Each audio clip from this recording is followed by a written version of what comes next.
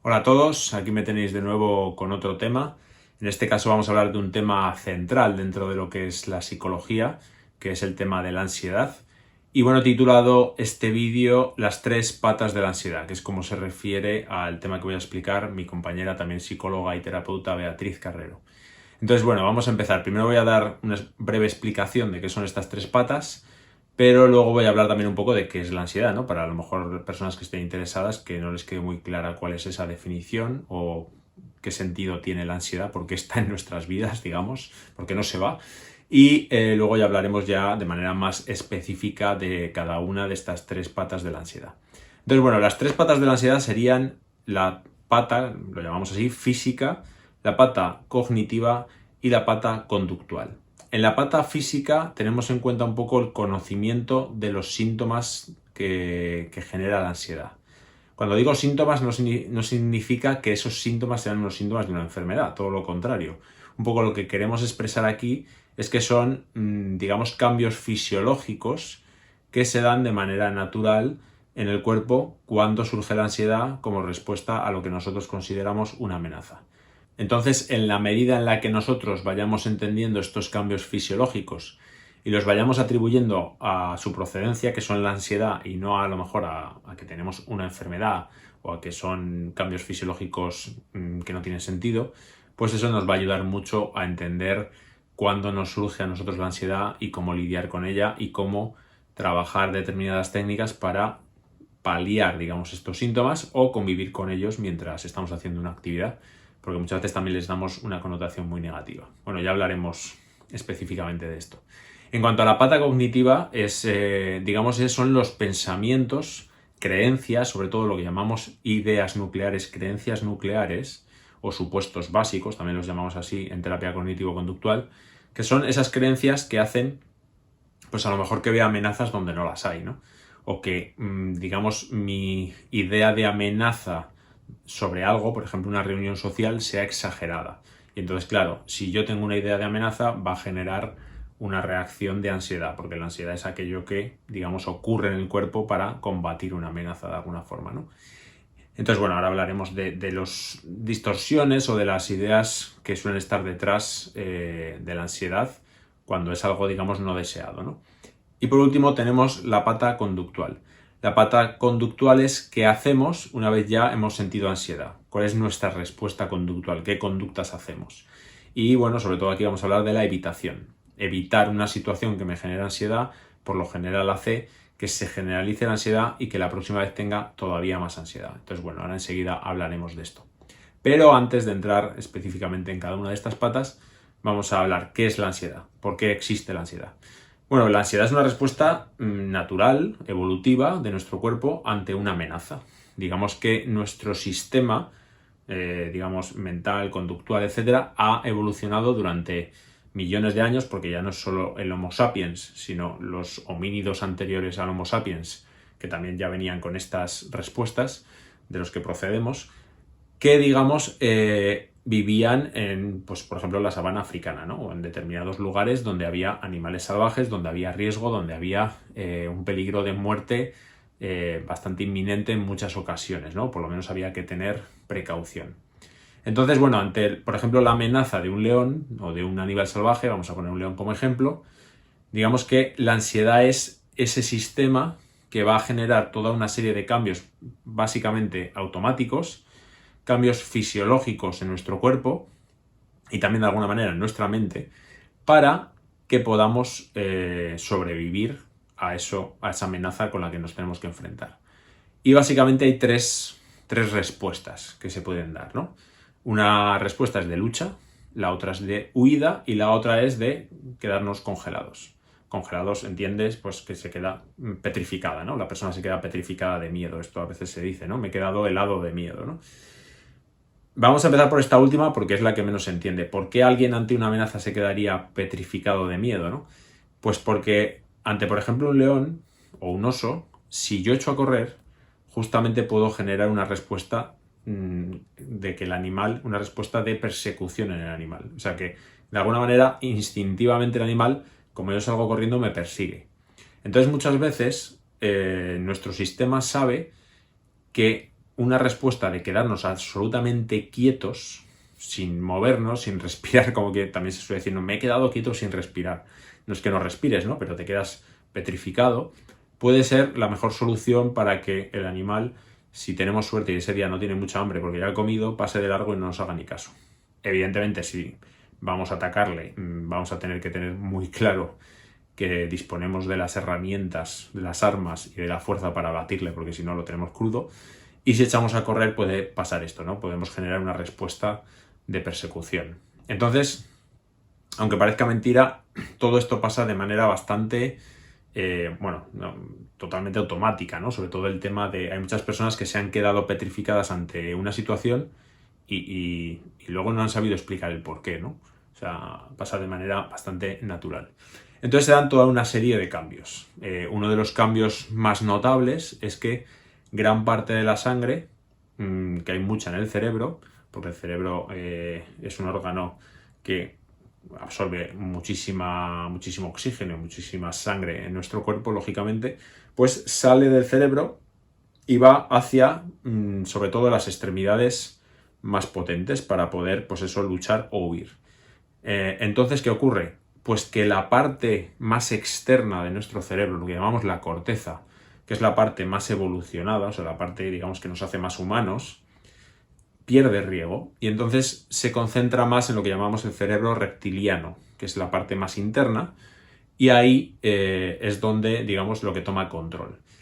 Tiene una lógica, porque la corteza prefrontal es aquello que utilizamos para deliberar, para pensar, para meditar.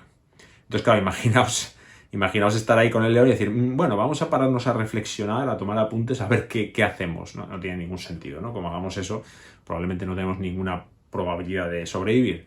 Entonces, claro, digamos que una zona más, por decirlo así, arcaica, tiene que tomar las riendas, ¿no? Porque está más relacionada con la supervivencia.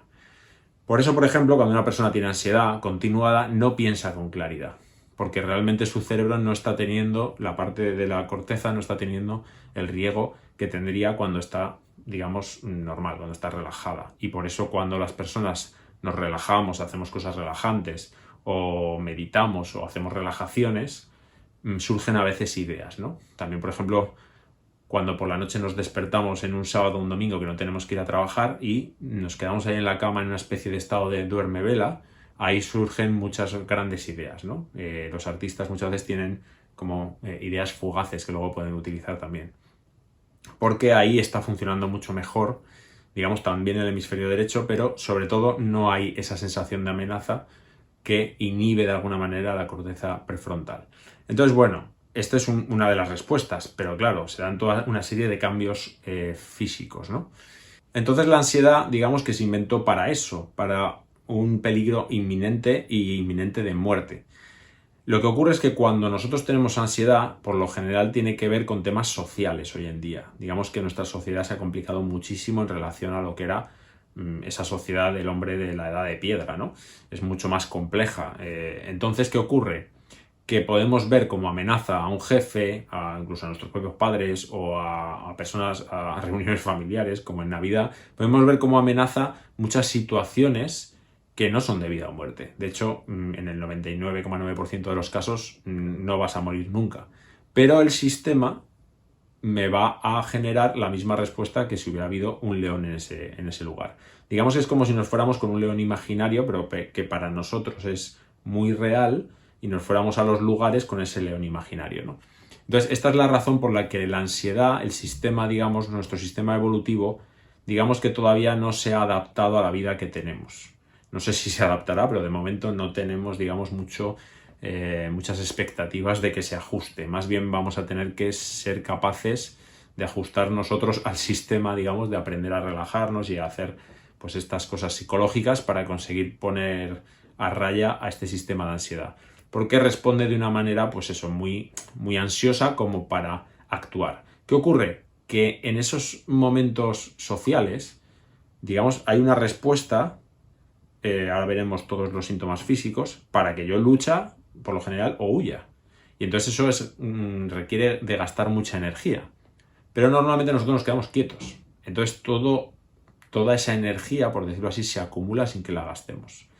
Entonces, bueno, vamos a ver cuáles son esos síntomas físicos que, como estamos en una situación donde realmente no podemos gastar esa energía, es decir, no vamos a echar a correr ni vamos a luchar contra alguien de manera brutal ni nada de esto, pues claro, vemos esos síntomas de la ansiedad como aversivos, los vemos como, claro, en cierta manera tenemos razón, ¿no? Están como fuera de lugar. ¿Qué hacen aquí? Si yo, ¿para qué me sirve a mí que gran parte de la sangre de mi cerebro vaya a mis extremidades y no voy a saltar, no voy a correr como si no hubiera un mañana? Porque justamente lo que consigue la ansiedad es eso, que podamos correr ante un peligro de una manera increíble, mucho más de nuestra capacidad normal y que tengamos mucha más fuerza de nuestra capacidad normal. Esto lo podemos ver, pues por ejemplo, en madres que han defendido a sus hijos de un puma, por ejemplo, ¿no? Que actúan de manera totalmente inconsciente, pero con una violencia o con una fuerza impresionante, ¿no?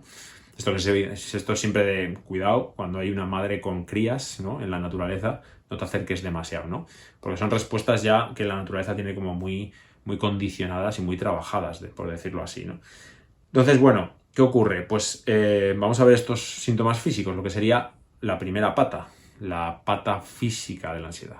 Lo primero que ocurre, si uno va a tener que correr, luchar, huir, si se queda congelado o no, pero si va a tener que luchar o huir, va a necesitar, pues como cuando corremos, ¿qué ocurre? Pues que aumenta el ritmo cardíaco y aumenta la frecuencia respiratoria, porque tiene que llegar más oxígeno a las extremidades a todo el cuerpo básicamente. Las extremidades sobre todo, pero a todo el cuerpo cuando corremos. Entonces la primera respuesta de ansiedad va a ser lo que a veces llamamos arritmias, taquicardias, porque las vemos como que no tienen sentido, pero bueno, es un aumento del ritmo cardíaco y del ritmo respiratorio. Empezamos a respirar un poco en la parte alta, un poco así, que es un poco parecido a como si estuviésemos corriendo, ¿no? Pero estamos quietos, probablemente. Probablemente es una situación de ansiedad donde no estoy corriendo. Eso va a generar una hiperventilación, es decir, voy a meter demasiado oxígeno en mi sangre. Y esto es algo que la gente no piensa, ¿no? Yo tampoco lo pensaba al principio. Uno piensa que es malo tener poco oxígeno, pero tener mucho oxígeno también. Prácticamente en todos los sistemas fisiológicos es malo tanto el defecto como el exceso, ¿no? O sea, cuando hablamos, yo qué sé, de minerales, de vitaminas, pues todo tiene que estar en un rango, ¿no? Entonces, con el oxígeno pasa igual, el oxígeno en la sangre tiene que estar en un rango. Entonces, cuando hay demasiado oxígeno, hay una hiperventilación. Entonces, esta hiperventilación genera todo tipo de cambios en el organismo, ¿no? Estos cambios, pues, una cosa muy importante que suele suceder es que el propio cuerpo se va a proteger de esa hiperventilación. Entonces, mucha gente que tiene ataques de ansiedad o ataques de pánico, que es algo similar, cuando hay demasiado oxígeno en sangre, el propio cuerpo corta la respiración. Entonces la persona tiene la sensación de que se ahoga. Claro, es muy angustioso, pero realmente no se va a ahogar nunca, porque hay demasiado oxígeno. Digamos que para que no lleguemos a ese punto, podemos hacer lo que vemos en muchas películas americanas que tienen una bolsa y empiezan a respirar en la bolsa. Al respirar en la bolsa, aumentan la cantidad de CO2, disminuyen la cantidad de oxígeno y de esa manera se regula. Pero claro, como no creo que seas de los que llevan una bolsa de esas de cartón por ahí, ¿no? Como parece que en las películas americanas siempre tiene una bolsa a mano, ¿no? Es una cosa muy curiosa. Pues lo que puedes hacer es taparte como las famosas, como si fuera una mascarilla. Desgraciadamente tenemos como mucha experiencia con esto. Y respirar en tus manos intentando disminuir la frecuencia respiratoria. De esa manera. Pero lo que quiero explicar es esto, ¿no? Lo curioso que es la persona que dice, es que sentía que me ahogaba. Y en realidad lo que ha ocurrido es, he metido tanto oxígeno que mi propio cuerpo dice, bueno, ya vale, es que no estás corriendo. Si estuvieses corriendo, ese oxígeno se gastaría. Pero como estás quieto, por eso decimos que está desajustada la respuesta, de alguna manera, ¿no? Esto también hace que la ansiedad y la hiperventilación que se dilaten las pupilas. Entonces puedo tener como una sensación de que me molesta la luz y también sensación de demasiado ruido, ¿no? ¿Qué más cosas? La vasoconstricción cerebral que se genera, pues bueno, me puede generar sensación de mareo, sensación de irrealidad, como si estuviera viviendo, como si estuviera en un sueño, ¿no? Como si tuviera una sensación, pues eso, sensación de irrealidad, como de que no tengo muy claro lo que está pasando, ¿no? Determinadas alteraciones visuales, porque cambia la visión, porque al tener una amenaza nuestra visión cambia como para tener una visión como más omnidireccional. Y claro, podemos tener también, por el tema de la ansiedad, una hipocalcemia. Es como poco calcio en la sangre en ese momento y esto genera temblores, por ejemplo los temblores de manos, que también tienen que ver un poco con que la sangre va a los lugares, digamos, a los músculos más grandes. Entonces la motricidad fina, por ejemplo, si eres un pianista, pues te puedes notar que te está temblando la mano si tienes ansiedad, ¿no? Que es un tema que los músicos intentan siempre evitar, ¿no? Si es posible. O sea, se dan toda una serie de respuestas. Alcalosis también, que es una elevación del pH, pues eso también puede generar espasmos o calambres musculares. Una sensación muy fuerte, que es que notas como una presión enorme en toda la zona de la garganta y en la zona del pecho, en la zona del esófago. Es como si te oprimieran el esófago, que es un poco por los músculos costales que hacen fuerza, pero uno piensa, digamos, que es tan fuerte que piensas, me está pasando algo físicamente, ¿no? Pues no, es la ansiedad, aunque parezca mentira, es la ansiedad, y tiene un poco también la función de que no nos paremos a comer si nos está persiguiendo un león, o tenemos que, es decir, no es momento de comer, no es momento de deliberar, es momento de salir de esta como se pueda, ¿no?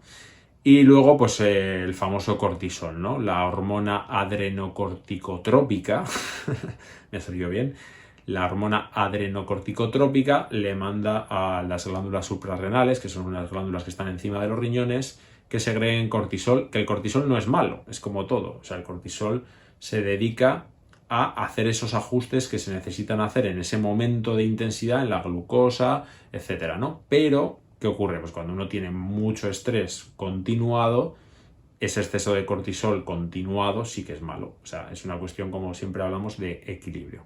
Vale, entonces, ¿qué ocurre? Lo importante es que tengamos claro que estas respuestas de nuestro cuerpo, estos cambios fisiológicos, son cambios que son por la ansiedad.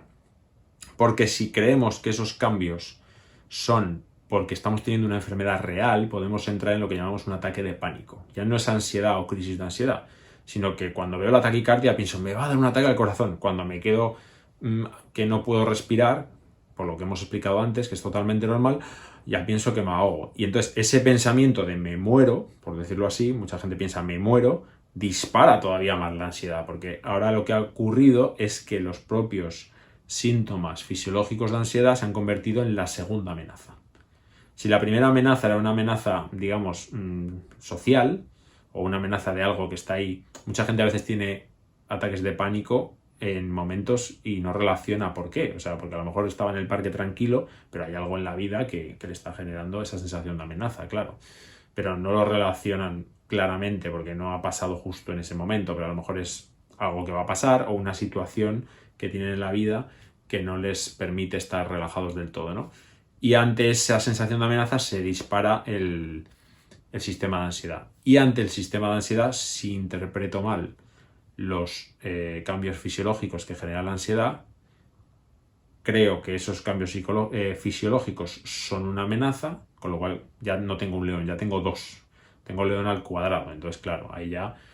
Pero, ¿qué pasa al final? Si lo analizamos, lo que pasa es que la persona a veces va a un centro de salud, a veces le dan algo para que se tranquilice, una benzodiazepina o algo, y otras veces se tranquiliza solo, porque llega un momento que la ansiedad tiene una curva, llega un momento que si no gastamos esa energía, el propio cuerpo, igual que corta la respiración para regular los niveles de oxígeno, va a regularse y va a volver a un estado normal. Claro, si yo sigo con mi problema psicológico y social, pues bueno, le seguiré, digamos, al poco tiempo volverá a surgir determinados síntomas de ansiedad, ¿no? Pero bueno, esto sería la pata física. Me he extendido bastante, pero bueno, básicamente por resumir, ¿qué síntomas se suelen dar? Más básicos, pues esta sensación de irrealidad de la mente, como de mareo también, miedo a desmayarme por ese mareo, temblor de manos, sudores, por supuesto taquicardias, esta sensación de presión en la garganta y en el pecho. Esas son un poco, digamos, síntomas que casi todo el mundo que tiene ansiedad pues lo explica así de esta manera, ¿no? O dice con sus palabras estos síntomas. Vale, vamos con la segunda pata, la pata cognitiva. ¿Qué creencias tenemos o qué pensamos que nos producen ansiedad? Pues bueno, aquí está el gran meollo psicológico, ¿no? Aquí podríamos tener un poco de todo. Podríamos tener necesidad de aprobación, es decir, que necesitamos que la gente nos apruebe y hacemos muchos esfuerzos para conseguir esa aprobación. Si quiero que la gente me apruebe, voy a ver a la gente, en cierta medida, como gente que me juzga, gente que va a deliberar sobre mí porque necesito esa aprobación, con lo cual lo voy a ver en cierta medida como una amenaza. Puede que utilice mi perfeccionismo y mi autoexigencia para conseguir esa aprobación. Puede que me esté esforzando en conseguir cosas que en realidad no dependen de mí, que no dependen de nosotros, ¿no? Aquí nos vamos al estoicismo de Epicteto, bueno, y de Epicteto y de todos los estoicos.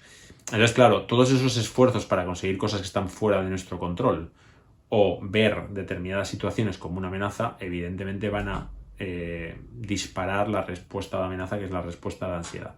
Entonces, bueno, las que he comentado, necesidad de aprobación, autoexigencia, querer controlarlo todo, intolerancia a la incertidumbre, es decir, querer saber qué es lo que va a pasar porque necesito controlarlo todo. Entonces, hay que soltarse un poco, hay que intentar centrarse en lo que uno puede controlar y saber que lo que no puede controlar no merece nuestra energía, porque realmente va a ser energía perdida. Y luego muchas veces estas situaciones, o sea, digamos, estas creencias también se dan de manera concreta en determinadas situaciones. Por ejemplo, puedo utilizar la distorsión sin darme cuenta, la distorsión cognitiva de adivinación del pensamiento. Es decir, como tengo necesidad de aprobación, ya doy por hecho que esa persona, cuando me ha mirado de refilón, estaba pensando algo malo de mí. Y eso lo veo como una amenaza, cuando realmente no tengo ninguna prueba de que realmente ha pensado algo malo, ¿no? Lo ideal sería que no tuviera necesidad de aprobación y que realmente me diera igual si ha pensado algo malo o no. Pero sí es verdad que, bueno, sí puede ser que sea una persona, para mí, yo que sé, que sea un jefe y entonces me importa lo que piense. Pero no que yo adivine lo que ha pensado, ¿no? Y que además siempre lo haga negativo. También está la abstracción selectiva, que es otra distorsión, que es que saco, digamos, de un cuadro general, cojo un detalle negativo y lo magnifico, ¿no? Pues por ejemplo, si he hecho un informe genial, me dicen, no, esto lo podrías corregir, esto está mal, pero lo demás está genial. Y yo, en vez de centrarme en que me han dicho que está muy bien todo, me centro solo en esa cosa pequeña negativa, ¿no? Entonces, bueno, analizando nuestras ideas irracionales o nuestras creencias que de alguna manera empujan la ansiedad y también utilizando las distorsiones para poder ir viendo en situaciones concretas cómo está operando eso, ahí es donde, digamos, está el meollo psicológico en el que poco a poco vamos a ir ajustándonos mejor a la realidad, por decirlo así, y entonces controlando mejor la ansiedad. También es muy importante que seamos tolerantes a la ansiedad, porque muchas veces lo que ocurre es que ya no toleramos ninguna cantidad de ansiedad. Si yo tengo un examen, eso también es un aspecto cognitivo que hay que trabajar, ¿no?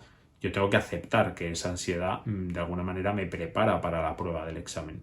Lo más importante es tener en mente la idea de que la ansiedad es incómoda pero no me va a matar. Porque de esta forma, digamos que desmontamos un poco la película que nuestro sistema fisiológico se ha montado. Nuestro sistema fisiológico se ha montado la película de que hay una amenaza de muerte, porque es, digamos, como evolucionamos, como hemos ido evolucionando a lo largo de todos estos milenios, ¿no? Pero la inmensa mayoría de las veces no hay una amenaza de muerte real. De hecho, cuando hay una amenaza de muerte real, el sistema de ansiedad es muy, muy efectivo. Pero el problema es cuando no la hay, cuando es una amenaza social o de otro tipo. Entonces, ahí el decirnos esta ansiedad es incómoda pero no me va a matar, el darnos esa autoinstrucción, pues es una de las cosas más importantes dentro de la pata cognitiva, porque desmonta un poco el sistema. Y luego ya vamos concretamente a ver dónde tenemos esa necesidad de aprobación, porque estamos viendo esta situación o otra como amenaza, etcétera, etcétera. De esa manera vamos ya de manera más quirúrgica, por decirlo así, desmontando todas aquellas creencias, pensamientos, interpretaciones de la realidad que de alguna manera nos generan la ansiedad. Y vamos con la tercera y última pata, que sería la pata conductual. Bueno, lo que hacemos, lo que nos pide el cuerpo, por decirlo así, muchas veces cuando una situación casi siempre social nos genera ansiedad, es no presentarnos en esa situación, es decir, no ir a esa reunión, evitar, o si por ejemplo he tenido cierta ansiedad yendo en autobús, pues tiendo a evitar volver a montar en autobús. Entonces, esto, que tiene cierta lógica si realmente hubiera un león que me va a matar dentro del autobús, resulta que lo que hace es que, por reforzamiento negativo, hace que cada vez tengamos más ansiedad hacia situaciones no la misma, sino además similares, es decir, se generaliza. Es decir, no monto en el autobús, pero luego a lo mejor tampoco monto en el metro, o tampoco monto incluso en un taxi o en un tren. Es decir, voy generalizando y esto va generando que cada vez tengamos una vida más pequeña y podamos llegar ya no solo al problema de ansiedad que tengamos, sino también a la depresión, ¿no? Porque me complica mucho la vida, va a reducir mi movilidad, va a reducir mis capacidades para hacer cosas, para quedar con gente, para tener actividades gratificantes, ¿no? Lo que ocurre, lo que se llama el reforzamiento negativo, es que yo tengo ansiedad ante la idea, por ejemplo, de una reunión y de repente decido no ir. Digo, mira, pues no voy. Claro, en ese momento la ansiedad disminuye. Y eso, que parece bueno, no es bueno porque al haber disminuido mi sistema ha aprendido que evitando la situación me siento mejor. Entonces la próxima vez que se dé una situación similar o incluso menos amenazante, mi tendencia a volver a evitar va a ser mayor. Y entonces acabo generalizando. En el peor de los casos puedo acabar en una agorafobia, ¿no? Como quedarme metido en casa y no salir. Entonces, esto es muy importante. Cuando uno tiene ansiedad, tiene que ir de alguna manera enfrentándose de una manera ordenada a las situaciones que le generan esa ansiedad, porque además cuando nosotros no nos enfrentamos a la situación, no tenemos la posibilidad de ver realmente qué hubiera pasado. Es decir, lo que llamamos una prueba de realidad. Cuando yo voy, probablemente pasa muchas veces que uno tiene como miedo a la situación, porque claro, es una situación, sí que hay una cierta amenaza, una reunión incómoda, por ejemplo, ¿no? Pero luego puedes salir de la reunión habiendo dicho, qué bien ha ido la reunión, cómo he manejado esto, tal cual, o por lo menos no ha sido tan mala como yo esperaba.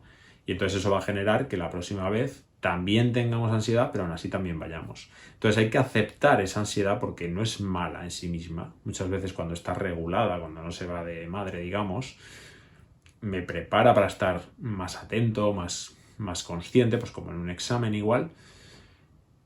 Y luego hay que exponerse, porque si no nos exponemos, no tenemos, digamos, ninguna prueba de realidad para ver que no era tan amenazante. De forma que cuando no vamos, cuando evitamos, la idea con la que nos quedamos es que realmente aquella reunión iba a ser muy amenazante, muy aversiva, muy incómoda, ¿no? Entonces, digamos que nuestro miedo crece a las situaciones, normalmente sociales estamos hablando. Bueno, y esto sería la tercera pata, la pata conductual. Habría que hacer en una terapia pues una jerarquía bien hecha, es decir, una lista de qué situaciones nos generan ansiedad e ir poco a poco enfrentándonos a ellas de una manera ordenada. Bueno, no he hablado mucho de las técnicas, ¿no? Pero porque claro, es un tema extensísimo. Digamos que la ansiedad está ahí, siempre en todas las situaciones de nuestra vida y en todos los trastornos, o casi todos los trastornos psicológicos, ¿no? Y lo que no son trastornos, pero digamos, todos somos proclives, o sea, todos hemos tenido ansiedad en algún momento. Y la clave un poco es, por ejemplo, el tema de la respiración diafragmática, aprender a respirar con la zona baja del vientre para evitar esta respiración de pecho que nos genera más ansiedad. El tema de meditación, de deporte, esto además de lo que hemos hablado del tema psicológico, ¿no? Esos temas son importantes porque tengo que aprender de alguna manera a controlar mi fisiología. Si estoy sufriendo ansiedad y sé respirar diafragmáticamente, pues eso activa el sistema parasimpático y de esa manera me voy relajando. Si soy capaz de practicar mindfulness o algo de meditación, eso empieza por el control de la respiración, por decirlo así, ¿no? Como igual empiezo con la respiración, pero luego soy capaz de atender, de hacer que mi cerebro genere más ondas alfa, se active más en el hemisferio derecho. En general, la inercia excesiva, sin actividades donde podamos parar para estar tranquilos, respirar, meditar, actividades gratificantes, el correr y competir un poco a lo loco sin saber muy bien hacia dónde vamos, que es un poco a lo que nos lleva un poco la sociedad hoy en día, pues genera esta ansiedad, ¿no? Y sobre todo lo que hemos hablado, cuando una persona empieza a sufrir ansiedad, le resulta difícil salir de ella por lo que hemos hablado de que no va a pensar, digamos, de una manera clara. No va a estar pudiendo utilizar todas sus aptitudes porque gran parte, lo que hemos hablado, la sangre sale de la zona externa del cerebro, que es la zona, digamos, más racional, por llamarlo así, más evolucionada, y la persona está un poco, pues eso, está en estado de peligro, de tengo que escapar de aquí y no sé hacia dónde escapar y no sé qué hacer. O sea, falta ese sosiego. Con lo cual todo lo que sea sosiego, respiración, relajación, meditación, deporte, es clave. Y luego, por supuesto, una buena terapia, un buen autoconocimiento para ver por qué estoy generando eso.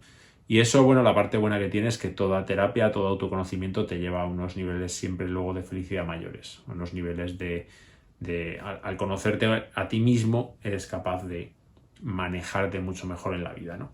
Y esto, pues desgraciadamente no nos lo han enseñado en el colegio, nos han enseñado a competir, a correr, a ser más que el otro, a luchar, nos han generado esa sensación de que o compites y ganas o la derrota va a ser horrible, ¿no? Y no es así.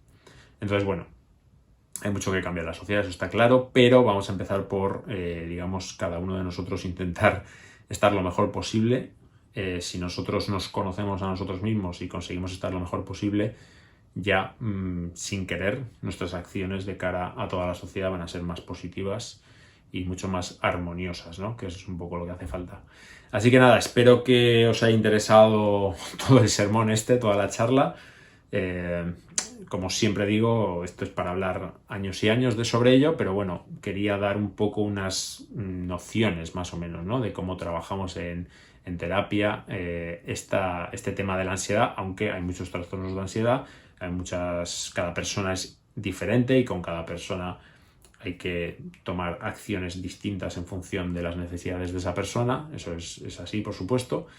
Pero bueno, básicamente la idea central sería: la ansiedad no me mata, es incómoda, tenemos que convivir con ella, está para protegernos, no para hacernos la vida imposible, aunque también es verdad que está para que sobrevivamos, no para que seamos felices, entonces tenemos que saber manejarla por ese mismo caso. Digamos que su objetivo no es que seas feliz, sino que sobrevivas. Y entonces, claro, ahí es donde está un poco a veces la disyuntiva, ¿no? Uno quiere ser feliz y la ansiedad no lo deja, ¿no? En parte tiene sentido.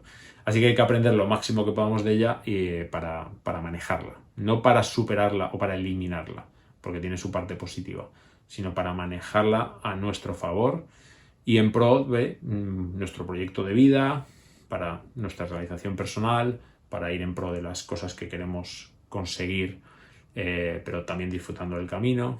Bueno, ya me enrollo demasiado, así que vamos a dejarlo aquí. Espero que os haya interesado toda la charla y, como siempre os digo, pues bueno, que tengáis un feliz día, sed felices y nos vemos en la próxima. Chao, chao.